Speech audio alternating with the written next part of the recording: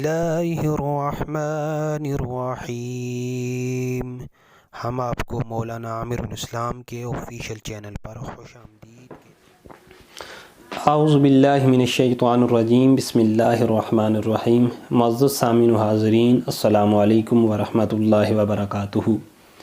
حضرت موسیٰ علیہ السلام کی بارگاہ کے اندر ایک عورت حاضر ہوئی، عرض کرنے لگی، اے اللہ کے نبی، مجھ سے ایک بہت بڑا گناہ ہو گیا ہے، آپ اللہ سے میرے لیے دعا فرمائیں، اللہ مجھے معاف فرما دیں۔ آپ نے پوچھا، اے عورت، تجھ سے کون سا ایسا گناہ ہو گیا ہے کہ جس کی وجہ سے تو میری بارگاہ کے اندر حاضر ہوئی اور اللہ سے دعا کی درخواست کر رہی ہے؟ تو وہ عورت کہنے لگی، اے کلیم اللہ، مجھ سے زنا ہو گیا، زنا کی وجہ سے ایک بچہ پیدا ہو گیا، تو میں نے شرمندگی سے بچنے کے لیے اس بچے کو قتل کر دیا۔ اتنے بڑے مجھ سے دو گناہ ہو گئے، اور میں اب آپ کے لیے آپ کی بارگاہ میں آئی ہوں کہ آپ اللہ سے دعا کریں، اللہ میرے ان گناہوں کو معاف فرما دے۔ اللہ اکبر۔ حضرت موسیٰ علیہ السلام ناراض ہو گئے۔ آپ نے ناراض ہو کے فرمایا، بدکار عورت، یہاں سے نکل جا، کیونکہ تیری نحوست کی وجہ سے، تیرے ان گناہوں کی نحوست کی وجہ سے کہیں ایسا نہ ہو کہ اللہ پاک آسمان سے آگ نازل کرے اور ہم سب کو زندہ جلا کے راکھ کر دے۔ اللہ اکبر۔ عورت شرمندہ اور رنجیدہ ہو کے منہ چھپائے نکل کے چلی جاتی ہے۔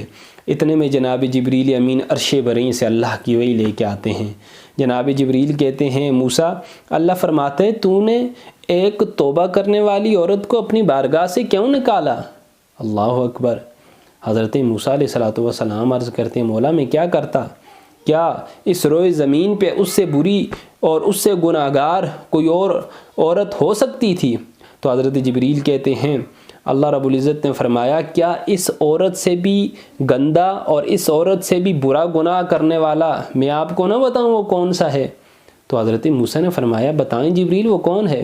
تو حضرت موسیٰ علیہ السلام سے جناب جبریل کہتے ہیں، وہ بندہ جو قصداً نماز چھوڑ دے، وہ زنا کرنے والی عورت اور وہ جو بچہ اس زنا سے پیدا ہوا تھا اس کو قتل جو اس نے کیا ہے، ان دونوں گناہوں سے بھی وہ بندہ زیادہ لعنتی ہے، اور وہ بندہ دوزخ کی آگ کا زیادہ مستحق ہے، جس کو اللہ نے صحت و تندرستی بھی دی، ساری چیزیں بھی ہیں، فراغت بھی ہے، لیکن اس کے باوجود وہ قصداً نماز چھوڑ دیتا ہے، وہ اللہ کے ہاں اس سے زیادہ مغضوب ہے۔ تو اللہ رب العزت ہمیں نماز میں کوتاہی سستی سے بچائے، جو نماز نہیں پڑھتے ان کو نماز پڑھنے کی توفیق عطا فرمائے۔ وما علینا الا البلاغ المبین۔